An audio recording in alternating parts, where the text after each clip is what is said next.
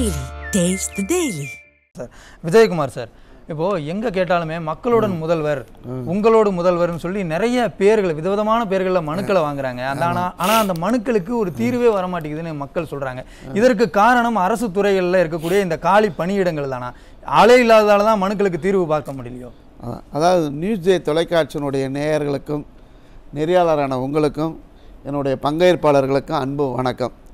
விடியா திமுக ஆட்சி 2021 ஆட்சிக்கு வருகின்ற பொழுது 520 வாக்குறுதிகளை கொடுத்தாங்க.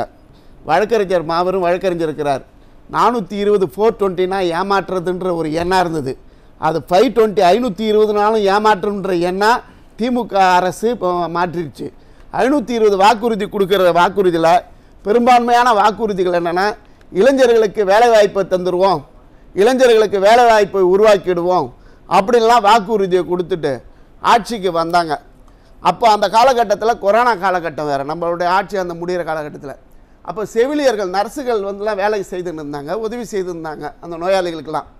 இவர்கள் சொன்னார்கள், அந்த நர்ஸுகளுக்கு நோயாளிகளுக்கெல்லாம் நாங்கள் பணி நிரந்தரம் செய்வோம்னு சொல்லி வாக்குறுதி கொடுத்தாங்க. ஆட்சிக்கு வந்த உடனே முதல்ல அந்த நர்ஸுங்களை, அந்த செவிலியர்களை வீட்டுக்கு அமைச்சது தான் இந்த திமுகவினுடைய அரசினுடைய சாதனை. ரெண்டாவது என்ன சொன்னாங்க, பகுதி நேர ஆசிரியர்களை நாங்கள் பணி நிரந்தரம் செய்வோம் அப்படின்னு வாக்குறுதி கொடுத்தாங்க. இன்னியவரையிலையும் அவங்களுக்கு பணி நிரந்தரம் செய்யவில்லை இந்த திமுக அரசு. நிறைய வாக்குறுதிகள், அதாவது கொடுத்தது எதையுமே அவங்க செய்யவே இல்லை. நிறையா சொல்லலாம். மின்சார ஊழியர், மின்சாரத்துறையில் ஆட்களை வேலை எடுக்கலை. அதனால் ஒரு ஃபீஸ் போனால் கூட ஃபீஸை போடுறதுக்கு லெக் பீஸ்ன்னு சொல்லுவாங்க டிரான்ஸ்ஃபார்மரில், ஒரு ஃபீஸ் போடுறதுக்கு கூட இபி ஆட்கள் கிடையாது, ஆட்கள் பற்றாக்குறை. அதனால் மணிக்கணக்காக காத்திருக்க வேண்டியது, மின்சாரம் இல்லாமல் மக்கள் அவதிப்படுகிறார்கள். அதே மாதிரி போக்குவரத்து துறையில் பார்த்தீங்கன்னா, போக்குவரத்து ஏற்கனவே இந்த சிவசங்கர் யாருன்னு தெரியும். இந்த மாதிரி ஒரு போக்குவரத்து துறை அமைச்சர் தமிழ்நாடே பார்த்துருக்காது. அப்படியாப்பட்ட ஒரு அமைச்சர் அத்தி பூத்தா மாதிரி, அதாவது குறிஞ்சி மலர் மாரி பூத்திருக்கிறாரு. அதாவது அந்த அமைச்சர் பொறுப்பேற்ற நாள்லேருந்து போக்குவரத்து துறை எங்கே பார்த்தாலும் நாளுக்கு பார்த்தீங்கன்னா 10 பஸ்ஸு 15 பஸ்ஸு பிரேக் டவுன் ஆகி போய் எங்கேயாவது நிற்கிது. அதனால் போக்குவரத்து துறையினால் பயணிகள் பொதுமக்கள் ரொம்ப பாதிப்பு உள்ளாகி இருக்கிறாங்க. இப்போ மக்கள் இவ்வளவு தூரம் துயரப்படும் போது ஒரு அரசு ஏன் இன்னும் அதில் கவனம் செலுத்தாமல் இருக்காங்க? ஏன் இந்த அலட்சியம்? அதுதான் எங்கள் அண்ணன் பேசும்போது சொன்னாரே, உனக்கு நீ மக்கள் நலனுக்கான அரசாக இருந்தால் மக்கள் மீது உனக்கு இது அக்கறை வரும். நீ உன் குடும்பத்தை சார்ந்து உன் குடும்பம் எப்படி வரணும்னு சொல்லிட்டு உன் குடும்பத்தையே பார்த்து கொண்டு இருந்தால் எப்படி இந்த மக்கள் நலனுக்கு வரும்? உன் குடும்பம் தானே உனக்கு முக்கியம். நான் என்ன சொல்கிறேன், குடும்ப நலன் தான் முக்கியமானதாக வேறு பார்த்துங்க. இன்றைக்கி மக்கள் 3 வருஷம் ஆகிப்போச்சு நீங்கள் ஆட்சிக்கு நிறைய வாக்குறுதிகள் கொடுத்தீங்களே. இளைஞர்கள் நிறைய கனவுகளோட, அதாவது அம்மா நகையெல்லாம் விற்று, நிலத்தெல்லாம் விற்று படிச்சுட்டு பாஸ் பண்ணி இன்றைக்கி ஏதாவது ஒரு வேலை கிடைக்குமா, நம்மளுடைய கனவு நிறைவேறுமான்னு காத்து கொண்டு இருக்கிறான்.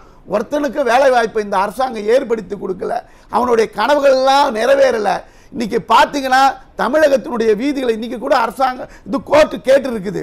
மனநிலை பாதிக்கப்பட்டு சுற்றி கொண்டு இருக்கிறார்கள் வீதிகளில், அவர்கள் மீது இந்த அரசாங்கம் என்ன நடக்குது? நிறைய பேர் படித்தவங்க தாங்க மனநிலை பாதிக்கப்பட்டு மனநிலை இதாகி போயிட்டு சுற்றி கொண்டு இருக்கிறார்கள். இல்லை, வேலை வாய்ப்பை உருவாக்குறது இதெல்லாம் ஒரு பக்கம் இருக்கணும். சமீப காலமாகவே பள்ளிகளில் வன்முறை கலாச்சாரம்ங்கிறது தலை தூக்க ஆரம்பிச்சிருச்சு. ஸ்ரீரங்கத்தில் ஒரு பள்ளி மாணவன் ஆசிரியரை அருவாளால் வெட்டுறார். அப்போ இதையும் ஆசிரியர்கள் பற்றாக்குறை, 1000க்கும் மேற்பட்ட பள்ளிகளில் தலைமை ஆசிரியர் இல்லைன்னு சொல்றாங்க. இதையும் நம்ம ஒப்பிட்டு பார்க்க வேண்டியிருக்கா? அதனுடைய தொடர்ச்சி தான், அதனுடைய விளைவு தான். ஆசிரியர்கள் இருந்து மாணவர்கள் மீது நடவடிக்கையை உற்று கவனிப்பார்கள். மாணவர்கள் தவறு செய்யும் போது ஆசிரியர்கள் இருந்தால் கூப்பிட்டு கண்டிப்பாங்க.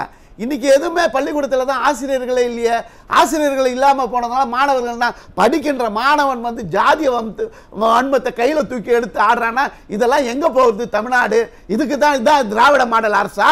இதுதான் திராவிட மாணவனும் வெட்டிக்கிறானே, ஜாதி சொல்லி வெட்டிக்கிறானே. இது வேலை வாய்ப்பு வருமானம்ங்கிறத தாண்டி ஒரு சமூக பிரச்சனை. அப்போ இதுல ஏன் இந்த அரசு இன்னும் கவனம் செலுத்தாம இருக்காங்க? ஏன் முதல்வர் கண்டுக்காம இருக்காங்க? அதுதான் நிர்வாக திறமையற்ற அரசு, நிர்வாகமே என்னன்னு தெரியாத அரசு.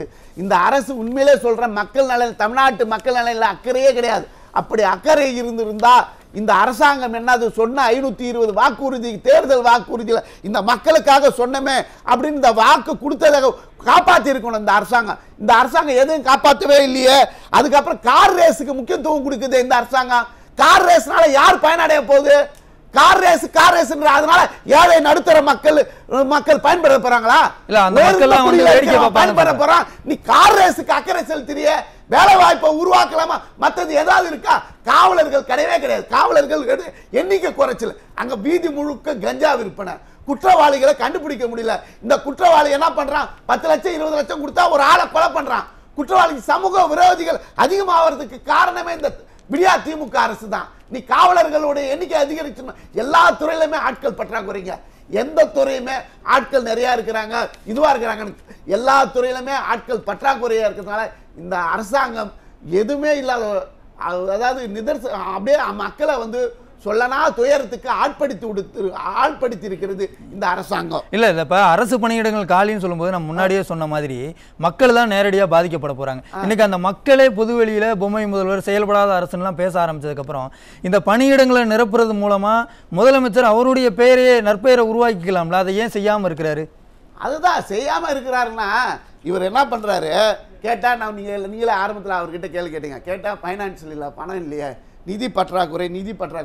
நாங்கள் சொல்கிறோம், நாங்கள் ஆட்சியை விட்டுட்டு உங்ககிட்ட இருந்து வரும்போது நாங்கள் 10 ஆண்டு கால ஆட்சியில் கொரோனா என்கின்ற இது எங்களை வந்து ரொம்ப இது பண்ணும்போது 4,85,000 கோடியோட தான் நாங்கள் கடனை விட்டு வந்தோம். நீ ஆட்சிக்கு வந்து இன்னும் 1.5 வருஷம் இருக்கு. 4 லட்சம் கோடியிலே அதுக்கு முன்னாடி அவங்க வாங்கின கடன் இருக்கு. அதெல்லாம் இருக்கு. அதெல்லாம் 1.5 லட்சம் கோடி எல்லாம் போச்சு, ரொம்ப ரொம்ப குறைவு தான். ஆனால் நீ என்ன பண்ற? 8,33,000 கோடி வாங்கியிருக்கிற. நீ அது இல்லாமல் சொத்து வரியை உயர்த்திருக்கிற, மின்சார கட்டணத்தை உயர்த்திருக்கிற, எல்லா வரையும் உயர்த்திட்ட.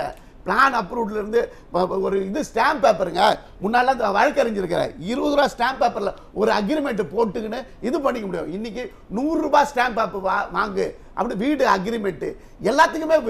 இவ்வளவு பணம் வந்ததுக்கு அப்புறம், இவ்வளவு நிதி வந்ததுக்கு அப்புறம் ஏன் இவர்கள் நிரப்பல? அதுதான் கேட்கிறேன். இவ்வளவு வரியும் உயர்த்திட்டீங்க, எல்லா வரியும் உயர்த்திட்டீங்க, கடன் ஏன் ஜாஸ்தி ஆயிடுச்சு? கடன் ஜாஸ்தி ஆனதுனால பணி ஓய்வு பெறுறாங்களா அரசு ஊழியர்களுக்கு, அவங்களுக்கு உண்டான பணத்தை செட்டில்மெண்ட் பண்ண வேண்டியதை முழு தொகையை கொடுத்துச்சா இந்த அரசாங்கம்? போக்குவரத்து தொழிலாளர்கள் இருந்து, மின்சார வாரிய ஊழியர்கள் இருந்து, ஆசிரியர் பெருமக்கள் இருந்து, யாருக்குமே பணம் இன்னமும் அவங்களுக்கு கொடுக்க வேண்டிய பணம் நிலுவையில் தானே இருக்கு. அப்ப முதல்வருக்கு எதிர்க்கட்சி தலைவர் சொல்வது போலவே நிர்வாகம் செய்ய தெரியலையா? நிர்வாகம் செய்ய தெரியலங்க. நிர்வாகத்தை யார் தான் பாக்குறதுன்னே தெரியல. இந்த நம்ம தமிழ்நாடை நினைக்கும் போது உண்மையிலே சொல்றேன், ரொம்ப இதுவா இருக்குது. இதெல்லாம் மீட்டு எடுக்கிறதுக்கு தான் இந்த வேலை இல்லாத இருக்கிறார்களே அவங்கள பற்றி மேத்தா என்ற ஒரு கவிஞன் எழுதலாம். புயலை உருவாக்கவும் வல்லமை படைத்தவர்கள் தான் தன்னுடைய வாழ்வில் ஒரு காற்று வீசாதா என்று காத்திருக்கிறார்கள். அவர்கள் வருகிறார்கள், ஒருவர் இருவராக 1000 லட்சமாக அவர்கள் வருகிறார்கள். அரசு அவர்களுக்கு வழிகாட்டாவிட்டால் 2026 இந்த அரசை வீட்டுக்கு அனுப்பி 2026 அதிமுக எடப்பாடியார் தலைமையில் ஆட்சி அமைப்பதற்கு இந்த இளைஞர்கள் வேலை இல்லாம கனவு காண்டு வீதியில ஏக்கத்தோடு இருக்கிறாங்களே. தான் தங்கையை கல்யாணம் பண்ணி கொடுக்கணும், அம்மா அப்பா வயதான அம்மா அப்பா இருக்கிறார்கள், அவங்களோட பசியை போக்கணும்னு கஷ்டப்பட்டு 5 ஆண்டுகள் படிச்சு கடனை உடனே வாங்கி படிச்சுட்டு அந்த இளைஞன் கண்ணீரும் கம்பளமா நிக்கிறானே, அந்த இளைஞரோட கண்ணீர் இந்த திமுக அரசை வீட்டுக்கு அனுப்பும். பேசலாம் சார். சார், இப்போ இந்த காலி பணியிடங்களை நிரப்பாததால அரசு இயந்திரமே ஸ்தம்பிச்சு போயிருக்கு, எந்த ஒரு வேலையும் வேகமாக நடக்க மாட்டேன்னு சொல்றாங்க. உங்களுடைய இறுதி கருத்தை மிக சுருக்கமாக சொல்லுங்க. அதாவது இப்போ வந்து நம்ம மா சுப்பிரமணியம் சுகாதாரத்துறையில் இருக்கிறார்ல, அவர் ஒரு 2-3 நாளைக்கு முன்னாடி பரமக்குடி மருத்துவமனைக்கு ஃபோன் பண்ணி அங்கே வந்து அம்மாவனுடைய புகைப்படம் இருக்குதான், அந்த அம்மாவினுடைய புகைப்படம் இருக்குது, அதை எடுக்கலையான்னு சொல்லிட்டு அதை கண் உறுத்துருது. கம்பவுண்டருங்க நர்ஸுங்க வந்துட்டு டாக்டர் இல்லாமல் வைத்தியம் பார்க்குறாங்களே, அது அவர் கண்ணுக்கு தெரியலையா? அது கண்ணுக்கு இது ஆகலையா?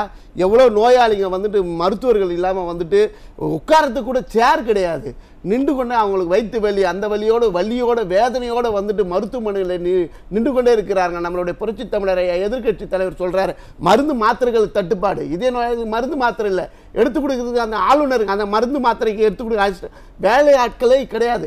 வேலையாட்கள் இல்லாமல் இந்த அரசாங்கம் எப்படி நடக்கும்? இதனால் பாதிக்கப்படுறது யார்? இந்த பொதுமக்கள் தானே பாதிக்கப்படுறாங்க. இதை பண்ண பொம்மை முதலமைச்சர்னு சொல்கிறீங்களே. ஏங்க நாங்கள் ஒன்றும் இல்லை, 2-3 நாளைக்கு முன்னாடி அவங்க ஒரு அப்பாவுக்கு 6ஆம் ஆண்டு நினைவஞ்சலி, இது அவரே நடந்து போய் நினைவஞ்சலி சமதி ஊர்வலம் நடந்து போனார். அவருடைய நடந்து போகிற நடையை பார்த்தீங்கன்னாவே இது அதுதான் பொம்மை முதலமைச்சர்ன்றதுக்கு நாங்க வேற எதுவும் இல்லை. அவருடைய இதுவே செய்கையை பார்த்தாவே நம்ம தெரிஞ்ச நிர்வாக திறமை இல்ல, அவருடைய செயல்பாடுகள் எப்படி இருக்கு, அவர் நிர்வாகம் எப்படி இருக்குன்ற அதுதான் சார் நிர்வாக திறமை இல்லை. இதுக்கு தான் பொம்மை முதலமைச்சர் நாங்க சொல்றோம், நாங்க விமர்சனம் செய்யறோம். இது அதாவது சொல்லிவிட்டு வருவதெல்லாம் புரட்சியும் பூகம்பமும், சொல்லிவிட்டு வராது எதுவுமே. இப்ப வயநாடு கூட மக்கள் படுத்துக்கொண்டே இருந்தார்கள், நல்லாதான் இதுவா இருந்தது, வழக்கம் போலதான் விடியும் நினைச்சாங்க. ஆனால் அந்த வயநாடு கடவுள் தேசம் என்கின்ற வயநாடு இதோ மக்கள் எண்ணற்ற மக்களை நம்ம பறி கொடுத்துருக்கிறோம். புரட்சி அதேபோல் அந்த புரட்சி பூகம்பமும் புரட்சி ஏற்படுத்துறதுக்கு தமிழக இளைஞர்கள் வேலைவாய்ப்பற்ற இளைஞர்கள் தயாராகி விட்டார்கள். இந்த அரசாங்கத்தை 3 லட்சம் பேருடைய வேலை வாய்ப்பை நான் உருவாக்குவேன், 3 லட்சம் பேருக்கு வேலையை கொடுப்பேன்னு சொல்லிட்டு 3 ஆண்டுகள் கடந்த பிறகும் வேலை வாய்ப்பு வழங்காத இந்த அரசாங்கத்தை தூக்கி தூர எறியறதுக்கு இளைஞர்கள் வந்து கொண்டிருக்கிறார்கள். 2026 புரட்சி தமிழர் ஐயா எடப்பாடியாருடைய தலைமையில் அதிமுக ஆட்சி அமையும். நன்றி சார், நன்றி.